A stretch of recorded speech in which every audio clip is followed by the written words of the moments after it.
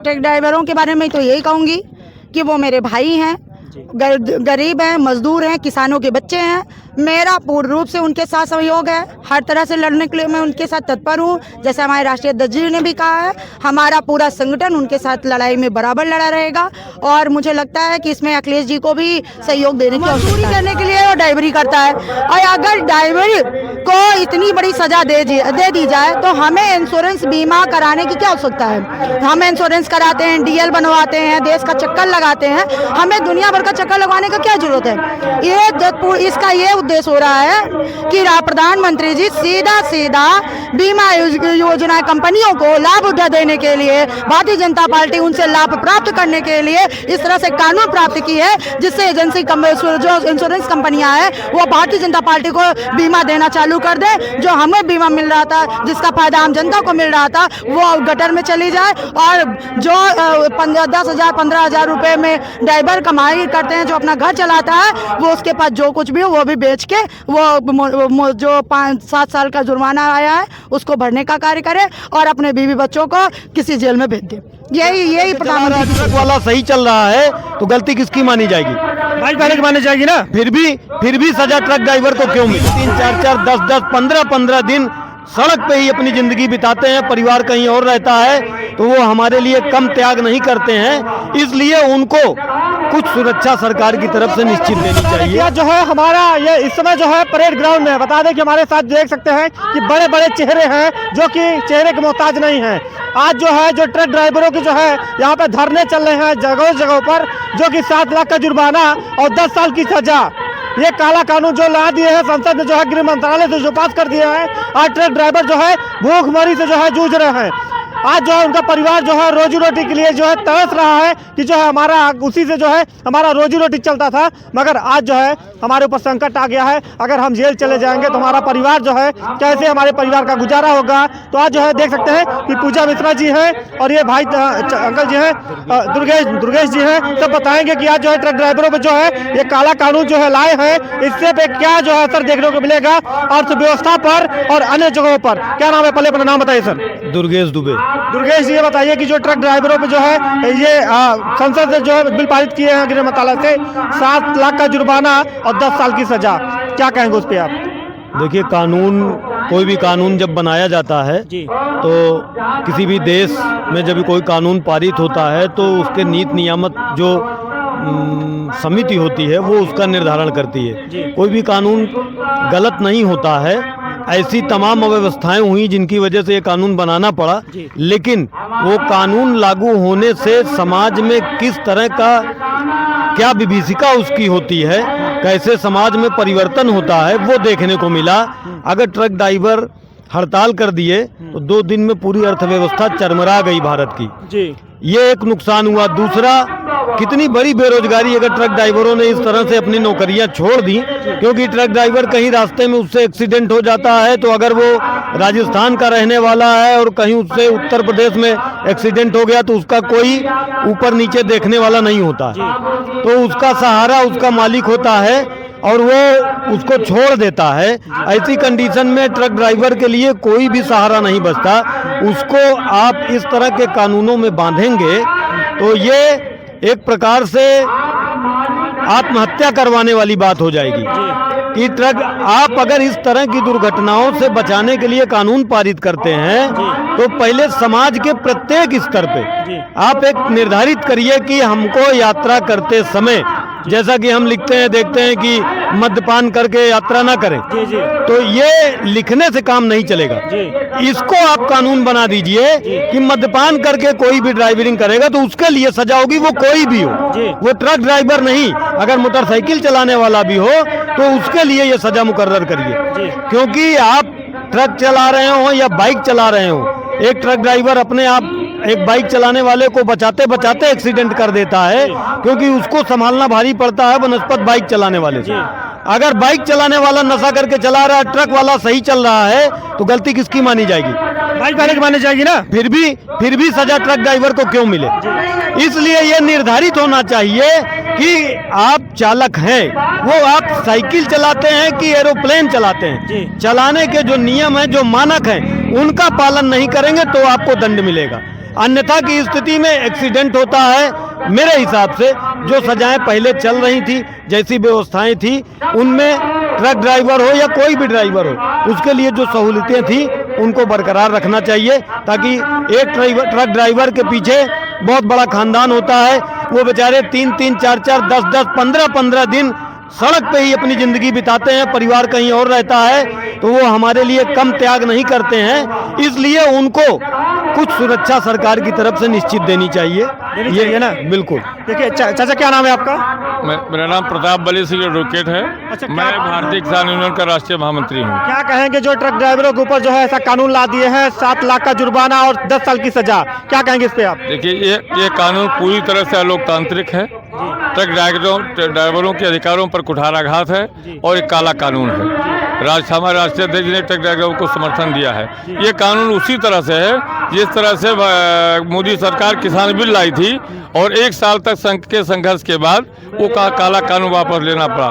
हमें पूरा विश्वास है, हमारे संगठन, हमारे राष्ट्रीय अध्यक्ष ने जो ट्रक ड्राइवर को समर्थन दिया है, ट्रक ड्राइवर ही नहीं, ट्रैक्टर ड्राइवर, मोटरसाइकिल चालक, कार चालक, सबके ऊपर लागू होता है। ये पूरी तरह से काला कानून है और सरकार को इसको वापस लेना पड़ेगा और मुँह खानी पड़ेगी और 2024 में सरकार की ऐसी तैसी हो जाएगी। ऐसी तैसी कर देंगे आप? जी कर देंगे, बिल्कुल कर देंगे। ये देखिए चाचा जो है सरकार की ऐसी तैसी कर देंगे। अब बताइए, सरकार ही मतलब बदल देंगे आप? बिल्कुल बदल देंगे, क्योंकि ये न तो किसानों की सुन रही है, न कर्मचारियों की सुन रही है। सरकारी नौकरी खत्म कर रही है। केवल पूंजीपतियों का ही ये पेट भर रही है और उन्हीं का कर्जा माफ कर रही है, उन्हीं की व्यवस्था कर रही है। उनकी आय दिन दूना रात चौगुना बढ़ रही है। इसलिए जो भी हो रहा है ये कुछ पूंजीपतियों का हो रहा है, किसानों का, मजदूरों का बहुत बुरा हाल है। और खासतौर से जो पढ़े लिखे लोग हैं, जो प्रतियोगी परीक्षाएं कर रहे हैं, उनकी तो बहुत बुरी स्थिति है। ऐसे में इसको हटा देना ही उचित रहेगा। क्या कहेंगे जो देश के यशस्वी प्रधानमंत्री नरेंद्र मोदी जी हैं और मुख्यमंत्री योगी आदित्यनाथ जी हैं, उनके भी तो ट्रक ड्राइवर ही चलाते हैं गाड़ी ना? तो क्या कहेंगे? देखिए, वो कानून काला कानून है, न उनके ऊपर लागू हो न किसी के ऊपर लागू हो। और ये जहाँ तक मैं समझता हूँ 80% जनता इस समय परेशान है। किसानों की स्थिति यह है कि उनकी जो है पूंजी नहीं लौट रही है।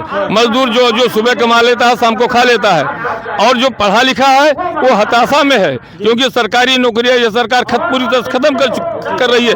50% खत्म कर दिया है और ये सरकार मध्य वर्ग को खत्म करना चाहती है। इसकी मानसिकता ये है कि IAS रहे और चपरासी रहे, बीच की श्रेणी खत्म कर दो ताकि कोई गोली उठाने वाला न रहे, और किसानों को पूरी तरह से तोड़ देना चाहती है। जैसा कि हमारे राष्ट्रीय अध्यक्ष ने भी आज कहा है, और वास्तविकता यह है कि इतनी महंगाई बढ़ी है कि किसानों को पूंजी नहीं लूट रही, लेकिन सरकार को सब कुछ हरा हरा ही दिख रहा है। ऐसे में मैं तो यही चाहूँगा कि इस देश की जनता को जो है कि इनको जो है 2024 को रास्ता दिखाई देना चाहिए। क्या कहेंगे दीदी आप इस पे, जो है जो ट्रक ड्राइवरों के ऊपर कानून लाए हैं, क्या कहेंगे आप? देखिए, जैसा कि अभी हमारे 2 पदाधिकारियों ने बताया, ये जो सरकार है, ये सरकार लोकतंत्र की तो नहीं लग रही है, क्योंकि अगर लोकतंत्र की सरकार होती तो लोगों के बारे में सोच के ही किसी तरह के कानून को बनाती। ये किसान कुछ दिन पहले किसान आयोग को तो आज तक नहीं लागू कर रही, क्योंकि वो लोकतंत्र की बात कर रही है, लेकिन किसानों पे कुछ पूर्व नियम लागू किए थे जो कपूरतों से काला थे, जिसकी लड़ाई हम लोग 1 साल लड़े। कई के ऊपर मुकदमे हुए, पता नहीं कितने लोग बीच में मर गए, कितने बेघर हो गए, किसान बर्बाद हो गए। कुल मिला के लास्ट में रिजल्ट आया कि प्रधानमंत्री जी को अपना मस्तक झुकाना पड़ा और उस तरह के काले कानून का वापसी हुई। सेम उसी तरह से ये स्थितियां बन रही हैं कि ड्राइवरों पे जो कानून, किसानों पे पूरी 80% किसान है देश में। जिसने किसान चाह लिया ना, उसने किसानों की सरकार होगी, न कि पूंजीपतियों की सरकार होगी। क्या कहेंगे जो ये ट्रक ड्राइवरों के ऊपर जो है काला कानून लाए हैं, इस पे क्या कहेंगे आप? क्या समर्थन करते हैं? ये काला कानून वापस होना चाहिए और ट्रक ड्राइवरों को बहाल कर जो जैसा था वैसा ही रहना चाहिए। नहीं हुआ तो क्या करेंगे आप लोग? नहीं होगा तो हम लोग आंदोलन करने के लिए तैयार हैं, जैसे हमारे राष्ट्रीय अध्यक्ष जी ने कहा है। अच्छा, आप जो है देखिए आंदोलन तो करेंगे ही, हम लड़ाइयाँ तो करेंगे ही, लेकिन हमें ये बात इस बात की है कि जब अभी कुछ दिन पहले 2019-20 में कोरोना जैसे महामारी आई थी, देश में भुखमरी के कगार पर किसान बैठा हुआ था, तो देश के प्रधानमंत्री देश का कर्ज, किसानों का कर्जा माफ करने के बजाय इन्होंने अडवाणी का, अंबानी का कर्जा माफ किया था। इससे साफ जाहिर होता है कि देश का जो प्रधानमंत्री है, जिनको हम यशस्वी प्रधानमंत्री जी कहते हैं, वो व्यापारी हैं और वो व्यापार को ही समझते हैं। हम ना वो किसानों के हैं ना मजदूरों के हैं। रही बात ड्राइवरों की, तो ड्राइवर जो है वो मजदूर वर्ग से आता है, क्योंकि वो मजदूर वर्ग का ना होता है तो मजदूरी करने के लिए ना जाए, मजदूरी करने के लिए वो ड्राइवरी करता है। और अगर ड्राइवर को इतनी बड़ी सजा दे दी जाए तो हमें इंश्योरेंस बीमा कराने की क्या आवश्यकता है? हम इंश्योरेंस कराते हैं, डीएल बनवाते हैं, देश का चक्कर लगाते हैं, हमें दुनिया भर का चक्कर लगवाने का क्या जरूरत है? इसका ये उद्देश्य हो रहा है कि प्रधानमंत्री जी सीधा बीमा योजना कंपनियों को लाभ उठा देने के लिए, भारतीय जनता पार्टी उनसे लाभ प्राप्त करने के लिए इस तरह से कानून प्राप्त की है, जिससे एजेंसी जो इंश्योरेंस कंपनियां हैं वो भारतीय जनता पार्टी को बीमा देना चालू कर दे। जो हमें बीमा मिल रहा था, जिसका फायदा आम जनता को मिल रहा था, वो गटर में चली जाए। और जो 10,000 15,000 रुपए में ड्राइवर कमाई करते हैं, जो अपना घर चलाता है, वो उसके पास जो कुछ भी हो वो भी बेच के वो जो 5-7 साल का जुर्माना आया है उसको भरने का कार्य करे और अपने बीवी बच्चों को किसी जेल में भेज दे। यही प्रधानमंत्री की सोच है। क्या अगर ड्राइवर जो है अगर 10 साल के लिए अंदर चला जाएगा तो उसका परिवार जो है, मान लीजिए कि अगर 50 साल के हैं तो अगर 10 साल अगर अंदर चले गए तो उनका जो है उम्र जो है वैसे भी 60 साल का जो है भी पेंशन पाने के लिए हकदार हो जाएंगे? देखिए प्रधानमंत्री जी की सोच ही यही है कि जितनी भारत में जनसंख्या कम हो जाए उतना ही उनका प्रॉफिट है, क्योंकि जो व्यापारियों को सपोर्ट करता है, जो व्यापारियों को बढ़ावा देता है, उसको गरीब किसानों की क्या आवश्यकता है? वो हम जो मुझे दिख रहा है लोकतंत्र को जिस तरह से ये अनदेखा कर रहे हैं, जब लोकतंत्र की बात आती है तो उसके अगेंस्ट बात करते हैं ये लोग। तो जो दिख रहा है तानाशाही इस सरकार में, मुझे लगता है कि आने वाले समय में ये चाहते ही नहीं कि किसान और मजदूर हमारे देश में रहें। ये चाहते हैं या तो ऊपर चले जाएं या देश छोड़ के चले जाएं। अच्छा, एक चीज़ यहाँ पे और पूछना चाहेंगे, जो ड्राइवर होते हैं, चाहे एम्बुलेंस हो, चाहे दवा की गाड़ी हो, चाहे कोई भी XYZ हो, चाहे आटा पहुँचाने का काम हो, कोई भी XYZ काम हो, मगर ड्राइवर ही करते हैं वहाँ पे, क्या कहेंगे उन ड्राइवरों के लिए? जो देखिए ड्राइवरों के लिए तो यही कहूँगी कि भ्रष्टाचार की सीमा इतनी बढ़ गई है कि भाई जब भी गाड़ी चलाओ तो 1-2 लाख जेब में लेके चलो। जहाँ लड़ोगे, अगर पुलिस प्रशासन को या शासन प्रशासन को 1-2 लाख दे दोगे तो तुम्हारे सारे जुर्म माफ। 7 लाख की जगह पे 1,50,000 में काम हो जाएंगे, माफ हो जाते हैं। हाँ, यही भ्रष्टाचार हो रहा है। उससे ज्यादा कैसे होता है? ट्रक ड्राइवरों का भी आरोप है कि अगर हम कहीं भी अगर गाड़ी भी पास करवाना होता है, ओवरलोड लाते हैं तो पैसा भी देना पड़ता है। भैया ये सरकार पूरी तरह से भ्रष्टाचार में लिप्त है। हम लोग तो इसी से तुरस्त हैं। आज चिंतन शिविर में भी इसी की बात चर्चा चली है। हमारे छोटा से छोटा कर्मचारी चपरासी से लेके IAS तक बिका हुआ है। तो अगर ड्राइवरों को गाड़ी चलानी है तो भैया जेब में पैसा लेके चलो। अच्छा, अभी ड्राइवर है, अभी तो डरती होंगी कि रास्ते में चलेंगे, कहीं किसी का एक्सीडेंट हो जाएगा तो पैसा देना पड़ेगा। बिल्कुल, ATM लेके चलती हूँ। जरूरत पड़ी तो ATM देके अपना काम निपटाऊंगी। क्या कर सकती हूँ, क्योंकि तानाशाही सरकार में हाथ जोड़ो या तो पैसा दो ही हो सकता है। और कोई सुनने वाला, हाथ जोड़ने पे कोई सुनेगा नहीं, पैसे ही पे दुनिया चल रही है। मगर एक रियायत यहाँ पे और देखने को मिली है कि अगर ड्राइवर जो है अगर एक्सीडेंट करता है, अगर उसको हॉस्पिटल पहुँचाता है तो 5 लाख रुपया देना पड़ेगा। भैया ड्राइवर अगर बेचारा पहले पहुंचाने लायक बचे तो ड्राइवर गलती किया है कि नहीं किया है पब्लिक ये नहीं देखती है। मार साले को, और इतना मार देती है कि वो धमरा हो जाता है, तो वो खुद ही हॉस्पिटल पहुंचने लायक हो जाता है। तो ऐसी स्थिति में ड्राइवर कैसे पहुंचा पाएगा? नहीं पहुंचाएगा, बिल्कुल नहीं पहुंचा पाएगा। तो पब्लिक उनको क्यों मारती है? क्या उनके घर में भी ड्राइवर होंगे? पब्लिक को ये लगता है कि ड्राइवर वाले ने, गाड़ी वाले ने ठोक दी। क्या होता है कि अभी हमारे यहाँ अक्सर बड़े और छोटे में, जैसे छोटा गाड़ी वाला है तो बड़े वाले को पीसा जाता है, चाहे वो गलती उसकी हो या ना। जैसे भी थोड़ी देर पहले हमारे दुर्गेश भाई जी ने कहा कि दारू पी के बाइक वाला जा रहा हो, ट्रक अपने रूट पे आ रही हो और ट्रक के नीचे घुस जाए तो पूरी गलती ट्रक वाले की मानी जाती है। सच्चाई है, हमेशा छोटे को मैनेज किया जाता है, सिंपैथी दिखाई जाती है और बड़े को दबाया जाता है। हमारे यहाँ का ये रूल है, हमारे यहाँ का यही कानून है। सिंपैथी के तौर पे बाइक वाले को सिंपैथी दी जाएगी और ट्रक वाले को क्रूर नजर से देखा जाएगा, और उसकी स्थिति में यह होगा कि ट्रक वाले को बिना गलती के उसको पीट दिया जाता है और वो बेचारा उससे बचने के लिए भागेगा कि मार खाने के लिए बैठा रहेगा। तो आप किसको सपोर्ट करते हैं? हमेशा जो है गरीबों के साथ में आप लड़ती हुई हैं और जो है आज इस मुकाम पे पहुंची हैं कि राष्ट्रीय अध्यक्ष जो समाजवादी पार्टी के अखिलेश यादव जी हैं, उनसे भी आपकी मुलाकात एक बार हो चुकी है, तो क्या कहेंगे उनके बारे में?